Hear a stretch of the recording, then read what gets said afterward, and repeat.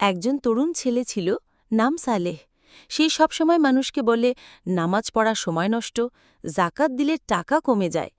একদিন সে হঠাৎ খুব অসুস্থ হয়ে পড়ে। অনেক চিকিৎসা করেও কিছু হচ্ছিল না। ঠিক তখন এক বৃদ্ধ তার বাড়িতে আসে এবং বলে, বেটা, তুমি আল্লাহর হুকুম থেকে মুখ ফিরিয়ে নিয়েছ, এখন কাকে ডাকছ? সালেহ কেঁদে ফেলে, আমি ভুল করেছি, আমি আল্লাহকে ভুলে গিয়েছিলাম। বৃদ্ধ বলেন, আল্লাহ ক্ষমাশীল, তুমি তাওবা করো, নামাজ শুরু করো, গরিবদের জাকাত দাও, দেখবে সব ঠিক হয়ে যাবে। সেই রাতেই সালেহ তাওবা করে, নিয়মিত নামাজ শুরু করে এবং জাকাত দিতে শুরু করে। কয়েক সপ্তাহের মধ্যেই সে সুস্থ হয়ে ওঠে। কুরআনে আল্লাহ বলেছে, নিশ্চয়ই যারা ঈমান আনে, সৎ কাজ করে, নামাজ কায়েম করে এবং জাকাত দেয়, তাদের জন্য তাদের প্রতিপালকের কাছে রয়েছে পুরস্কার। তাদের কোনো ভয় নেই এবং তারা চিন্তিতও হবে না। এরকম আরও মজার মজার ইসলামিক ভিডিও দেখতে চ্যানেলটিকে সাবস্ক্রাইব করে রাখুন।